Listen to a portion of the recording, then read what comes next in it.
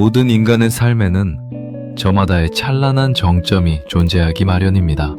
내게 그 정점은 먼지 한 톨, 머리카락 한 가닥의 유익조차 절대 허용하지 않던 대한민국 최고 반도체 대기업의 매머드급 멸균 클린룸이었습니다. 온몸을 꽁꽁 싸매는 하얀 방진복을 입고 두 눈을 번뜩이며 한 대에 수천억 원을 호령하는 노광장비 앞에 설 때 나는 단순한 직장인이 아니었습니다. 전 세계 기술 시장을 쥐고 흔드는 K반도체의 최전선에서 대한민국 첨단 기술의 핵심 뼈대를 직접 설계한다는 지독한 자부심으로 가득 찬 수석 엔지니어였습니다. 나노미터, 10억분의 1미터를 다투는 그 극미세의 세계 속에서 내 손끝과 내 눈길을 거쳐간 실리콘 웨이퍼들이 전 세계 슈퍼컴퓨터와 인공지능 서버, 그리고 수억 명의 손에 쥐어진 스마트폰의 두뇌가 되었습니다. 내 어깨는 언제나 하늘을 찌를 듯 빳빳하게 서 있었고 세상의 그 어떤 거친 풍파도 나 김태진이라는 성벽을 무너뜨릴 수는 없을 것이라 믿어 의심치 않았습니다. 직장에서의 내 당당함과 완벽주의는 그대로 가정으로 이어졌습니다.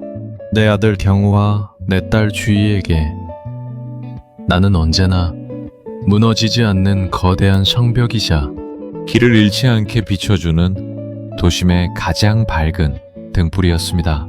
자식들이 학교에서 그리고 사회에 나가 친구들을 만나 우리 아버지는 세계 최고 반도체 대기업의 핵심 수석 엔지니어이셔 라며 작은 가슴을 활짝 펴고 다닐 때 나는 비로소 아비로서의 삶의 이유를 찾았습니다.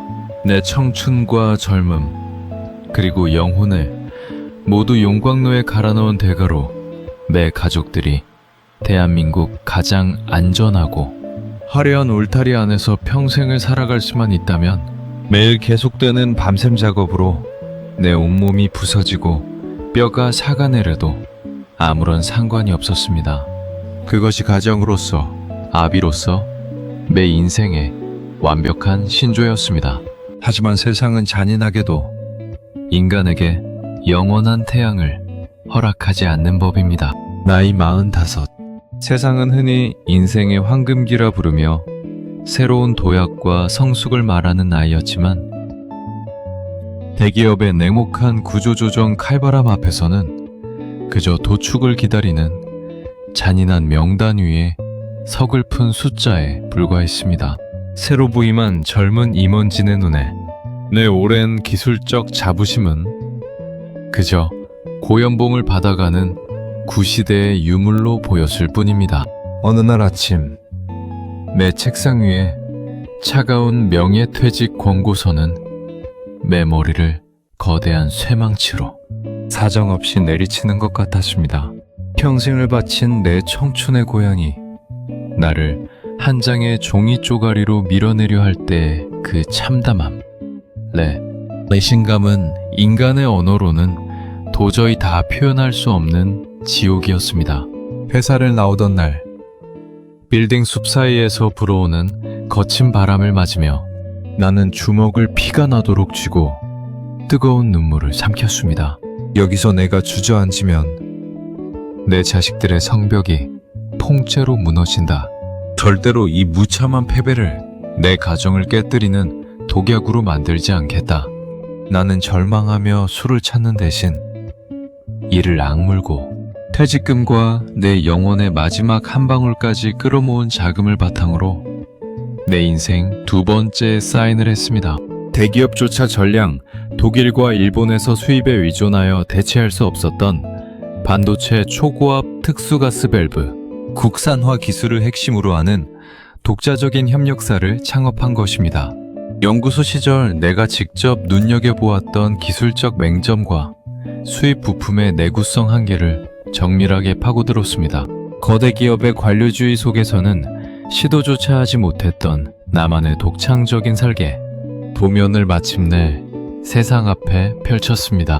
그것은 내 인생을 건 거대한 도박이었고 동시에 아비의 이름을 걸고 벌이는 목숨 건 마지막 전쟁이었습니다.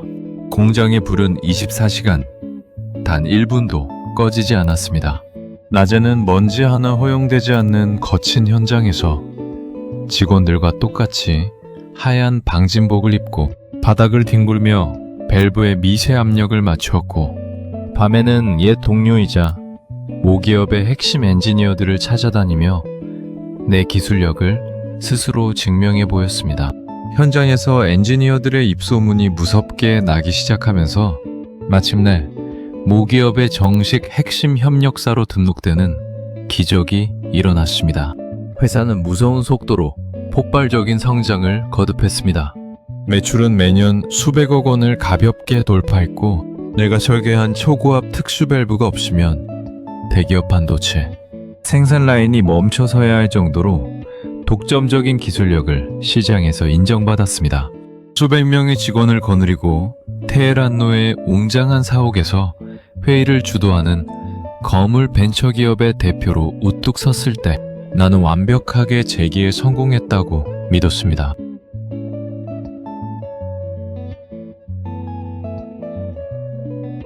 인간이 저지르는 가장 참혹한 실수는 자신이 일구어 놓은 영원한 태안이 영원히 지지 않을 거라 믿는 눈먼 오만에서 시작된다고 합니다. 회사의 가치가 정점을 찍고 내 아들과 딸이 어느덧 30을 넘기며 사회의 매운맛을 조금씩 보기 시작할 무렵, 아비로서 그들에게 더 거대한 날개를 달아주고 싶다는 과도한 욕심이 결국 화를 불렀습니다. 자식들이 세상의 거친 풍파에 부딪히지 않고 언제나 왕족처럼 당당하게 살아가길 바라는 마음에 내가 가진 협력사 지분 대부분과 도심의 핵심 부동산 자산을 자식들에게 막대한 증여세를 아낌없이 감당해가며 사전 증여 형식으로 자식들에게 통째로 넘겨주었습니다. 아들 경호에게는 회사의 지분과 핵심 경영권을 물려주어 차세대 CEO로 임명했고, 딸 주희에게는 강남 노른자 땅에 번듯한 상가 빌딩을 안겨주며 완벽한 재정적 독립을 선물했습니다. 이제 너희는 아비처럼 45에 길거리로 쫓겨날 걱정 따윈 전혀 하지 말고 세상의 중심에서 당당하게 지배자로 살아가거라. 그것이 내가 자식들에게 전한 내 인생 최고의 축복이었습니다. 하지만 그것은 축복이 아니었습니다. 세사물정 전혀 모르는 온실 속 아이들의 손에 쥐어준 날카로운 양날의 검이었고, 마시면 온몸이 썩어 들어가는 독이 가득 든 황금 성배였습니다. 글로벌 반도체 시장에 예기치 않게 몰아친 혹독한 대형 치킨 게임은 내 노련한 예측의 범위를 완전히 벗어났습니다. 모기업의 전격적인 라인 전환과 글로벌 공급망의 급격한 재편 속에서 현장 경험이 전무하고 경영 철학이 얕았던 아들 경우의 독단적인 무리수는 거대 외국계 헤지펀드와 기획, 부도 세력의 아주 정밀하고 잔인한 타깃이 되었습니다. 회사가 일시적인 자금 경색에 빠지자 사기꾼들은 아들의 눈을 멀게 만드는 달콤한 대규모 투자 제안서를 내밀었습니다. 경영권 방어 조항이 교묘하게 숨겨진 무모한 계약서에 아들은 겁없이 사인을 연발했고, 이는 결국 적대적 M&A라는 거대한 수렁으로 이어졌습니다. 순식간에 내가 평생을 바쳐 설계한 초고압 밸브의 핵심 기술, 도면과 과반수의 회사 지분이 외국계 자본의 통째로 넘어갔습니다. 아들의 경영권이 하루아침에 박탈당하자 딸 뒤주희가 무리하게 연대보증을 섰던 강남의 빌딩마저 도미노처럼 무너지며 법원 경매 시장으로 처참하게 밀려나갔습니다. 단 몇 달 만에 매 자식들은 수십억 원의 악성 빚뒤에 올라앉았고, 하루아침에 모든 자산을 날린 채 서로를 탓하며 피눈물을 흘리는 처참한 신용불량자의 지옥으로 추락했습니다. 아버지 때문에 우리가 무리하게 경영을 맡은 거잖아요. 애초에 감당할 수 없는 성배를 왜 우리에게 주셨어요? 거실 바닥에 주저앉아 머리를 쥐어뜯으며 통곡하는 자식들의 절망. 어린 고함 소리는 내 가슴을 날카로운 송곳으로 사정없이 갈갈이 찢어 놓았습니다. 자식들의 처참한 실패가 아비인 내가 너무 일찍 물려준 눈먼 사전 증여 때문이라는 극심한 죄책감과 중압감이 매일 밤 내 숨통을 조여왔습니다. 30년간 오직 기술만을 바라보며 정직하게 살아온 엔지니어로서 내가 내 자식들에게 해줄 수 있는 인생 마지막 결단은 단 하나뿐이었습니다. 내가 개인 명의로 철저히 숨겨두었던 아직 시장에 단 한 번도 공개되지 않은 반도체 초정밀 플랜트 배관 접합 특허권의 마지막 원천 기술을 자식들의 모든 채무, 상감과 신용 회복을 위한 최종 담보로 법원에 공탁 처리했습니다. 내 평생의 마지막 심장과도 같은 무기를 자식들의 허물을 닦아내는 걸레로 내어준 것입니다.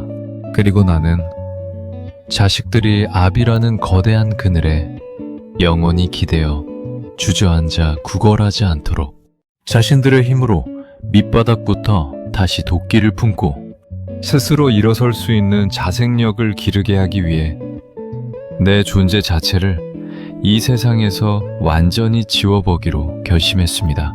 어느 비 내리는 차가운 한여름밤, 나는 내 낡은 지갑과 스마트폰, 그리고 옷가지를 한강 다리 난간 위에 차분히 내려놓았습니다. 내가 살아있다는 사실 자체가 자식들에게 또 다른 나약한 의지처가 될 것을 두려워했기에 완벽한 자발적 실종 시나리오를 선택한 것입니다.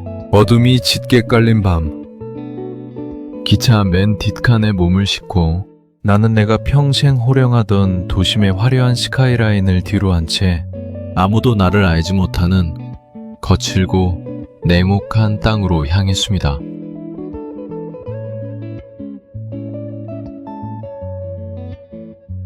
내가 흘러든 곳은 따뜻한 온기가 도는 시골의 아늑한 과수원도, 평화로운 시골 농가도 아니었습니다. 짠내 나는 거친 바닷바람이 뺨을 때리고 수만 톤짜리 거대한 강철 철판들이 부딪히며 뒤를 찢는 기계음과 폭음을 내뿜는 남해안의 외딴 중소조선소 수리창이었습니다. 어제까지 수백 명의 직원을 호령하며 최고급 정장을 입던 거물, 벤처기업 대표의 손에는 이제 최고급 만년필 대신 5,000도가 넘는 가혹하고 푸른 불꽃을 뿜어내는 무겁고 거친 용접기가 쥐어졌습니다. 이봐 김씨, 여기 배 밑바닥 탱크 크랙건데 용접 똑바로 꼼꼼하게 치죠. 일당값은 해야지. 현장 작업 반장의 거친 반말 호통에도 나는 그저 묵묵히 고개를 숙였습니다. 시커먼 쇳가루와 유독가시 매연이 가득한 선박 내부의 좁은 틈새에 늙은 몸을 구겨넣고 가혹한 푸른 불꽃을 튀기며 강철판을 이어붙이는 일당 18만원짜리 노가다꾼. 그것이 68이 된 나의 새로운 이름이자 잔인한 현실이었습니다. 얼굴을 가리는 두꺼운 용접면을 깊게 눌러쓰고 얼굴을 시커먼 그을음과 쇳가루로 완전히 덮어버린 채 살았습니다. 내가 완전히 죽었다고 믿어야 자식들이 거친 세상과 맨몸으로 부딪혀 이길 수 있다고 믿었기 때문입니다. 매일 밤 강도 높은 노동이 끝나면 온몸 구석구석 막힌 쇳가루를 빨래비누로 거칠게 씻어내며 거친 바닷바람을 맞으며 차가운 소주 한 잔으로 내 심장 속 붉은 불덩이를 식히는 것이 내 유일한 위안이었습니다. 하지만 내가 간과한 것이 하나 있었습니다. 내 피를 그대로 이어받고 내가 직접 기술을 가르쳤던 내 아들 여모 역시 나와 같은 피가 흐르는 지독하고 집요한 천생 반도체 엔지니어였다는 사실입니다. 자식들은 내가 실종된 이후 절망에 주저앉아 울고만 있지 않았습니다. 오히려 아비가 왜 마지막 순간에 자신의 목숨과도 같은 특허 기술을 법원에 공탁하고 호련히 떠났는지 그 숭고한 행적을 눈물로 깨닫고 밑바닥에서부터 다시 도끼를 품고 자신들의 사업을 재건하기 시작했습니다. 아들 경호는 회사를 다시 일으키기 위해 전국의 최첨단 LNG 운반선 건조 공정을 치열하게 연구하던 중 한 중소조선소에서 발생한 치명적인 초정밀 배관, 용접 결함을 완벽하게 해결한 의문의 특수 용접공이 작성한 작업 도면을 우연히 입수하게 되었습니다. 그 거친 현장 도면을 받아든 아들의 손이 파르르 떨리기 시작했습니다. 도면의 구석에는 전 세계에서 오직 나 김패진만이 설계하고 구사할 수 있는 1나노미터 규격의 초정밀 가스밸브 접합 기술의 아주 특이한 흔적이 마치 아비의 지문처럼 미세하게 새겨져 있었던 것입니다. 이건 대기업 연구소와 우리 회사 클린룸에서 아버지와 내가 밤을 새우며 돋보기를 들고 만들었던 바로 그 설계 방식이야. 아버지는 돌아가신 게 아니야. 우리에게 부끄럽지 않은 자식의 성공을 보여달라고 저 거친 조선소와 남해안 공단, 윗집 지역의 매연 구덩이 어딘가에서 숨어서 불꽃에 튀기고 계신 거야. 아들과 딸이 전국의 모든 조선소 관련 업종과 해안가 산업단지를 이잡듯 뒤지기 시작한 진짜 실마리는 아비가 미처 숨기지 못했던 평생의 기술적 지문이었습니다. 6월의 가혹한 또약볕이 거대한 조선소 크레인의 그림자를 완전히 집어삼키던 어느 날 오후였습니다. 천막 밑바닥의 좁은 틈새에서 푸른 불꽃을 뿜어내며 작업을 마친 나는 용접기를 끄고 거친 숨을 몰아쉬며 용접면을 위로 툭 올렸습니다.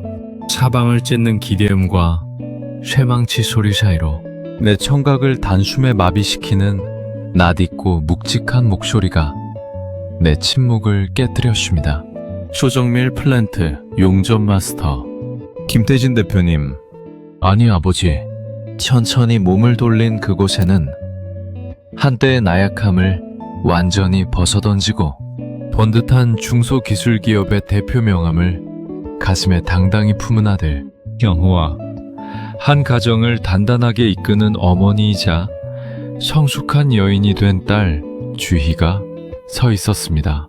11년이라는 기나긴 세월 동안 아비가 살아있다는 도면 속 지문 하나만을 이정표 삼아 전국의 거친 항구를 헤매던 자식들이 마침내 내 푸른 용접 불꽃 앞에 당당하게 당도한 것이었습니다. 나는 시커먼 그을음 뒤로 당황함을 숨기며 용접면을 다시 내리고 남인 척 그들을 비켜가려 했습니다. 하지만 아들 경호는 오열하며 바닥에 무릎을 꿇는 진부한 행동 대신 뚜벅뚜벅 내게 걸어와 쇳가루가 잔뜩 묻은 내 거친 작업복 어깨를 두 손으로 강하게 움켜쥐었습니다. 아들의 두 눈에는 눈물 대신 아비의 기술을 이어받아 세상을 이겨낸 젊은 명장 특유의 단단하고 강인한 도끼가 서려 있었습니다. 전국 조선소 도면의 용접 지문을 다 뒤져서라도 제가 아버지 찾아낼 줄 정말 모르셨습니까? 자식이 아비의 손기술 하나 못 알아볼까봐 이 매연 구덩이에 이렇게 자신을 버려두고 숨어 계셨어요. 아버지, 저희 아버지가 주신 마지막 특허 기술 바탕으로 정신 차리고 밑바닥부터 다시 일어섰습니다. 사기꾼들에게 빼앗겼던 집은 다 찾아왔고 연대보증 빚도 깨끗하게 청산했습니다. 저 이제 아버지 앞에 부끄럽지 않은 대한민국 최고 기술회사 대표입니다. 아버지가 목숨과 바꾸신 그 기술, 제가 세계 최고로 키워내고 있습니다. 그러니까 이제 그만 이 거친 불꽃 뒤에서 나오십시오. 딸 주인은 쇳가루와 매연으로 범벅이 된 아비의 거친 손을 차마 만지지도 못한 채 작업대 구석에 놓인 때 묻은 안전모를 붙잡고 소리 없이 눈물을 흘렸습니다. 조선소의 독한 용접 열기와 해안가의 가혹한 자외선 때문에 벌겋게 화상을 입고 껍질이 벗겨져 검버섯이 내려앉은 아비의 얼굴을 보며 남매는 무너지듯 가슴을 쳤습니다.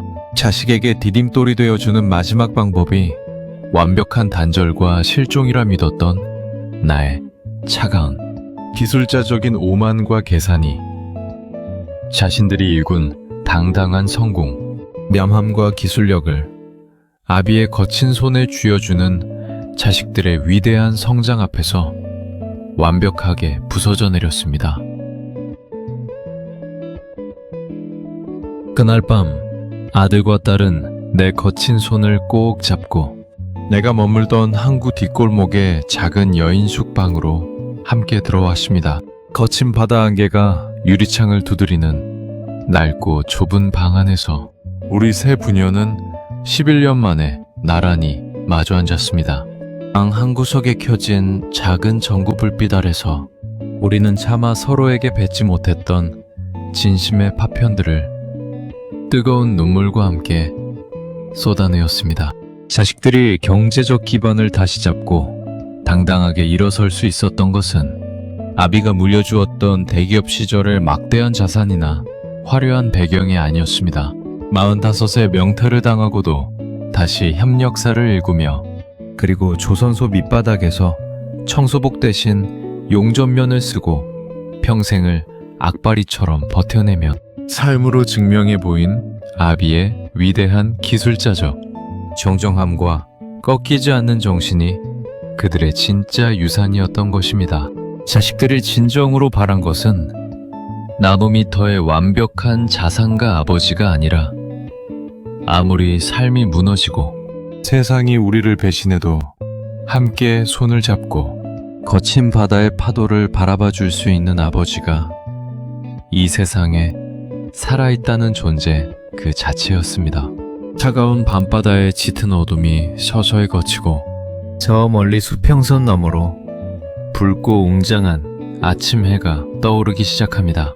그 찬란한 여명이 거친 항구의 철판들과 바다를 마치 황금빛 반도체 웨이퍼처럼 아름답게 물들이며 세상을 비추어 줍니다. 나는 이제 거대한 대기업의 엔지니어도 수백억 매출을 올리는 협력사의 대표도 아닐지라도 고난을 이겨내고 내 기술을 이어받아 당당하게 우뚝 선 자식들의 넓은 어깨 위에서 생의 가장 완벽한 평안과 자부심을 느낍니다. 고맙다, 내 자식들아. 이 못난 아비의 지문을 기억하고 끝까지 포기하지 않고 찾아주어서 그리고 아비보다 더 위대한 명장으로 성장해 주어서 우리 시대 모든 아버지들의 숭고한 희생과 그 발자취를 따라 뒤늦게 피눈물을 흘리며 성장하는 자식들의 위대한 서사는 오늘도 저 거친 항구의 불꽃처럼 뜨겁게 타오르고 있습니다. 이번 주말에는 평생을 자식이라는 성벽을 위해 자신을 지워가며 살아오신 우리 부모님에게 따뜻한 안부 전화 한 통, 혹은 그 거친 손을 꼭 잡아드리는 건 어떨까요? 시청해주셔서 감사합니다. 구독과 좋아요는 다음 명품 영상을 만드는데 가장 큰 힘이 됩니다.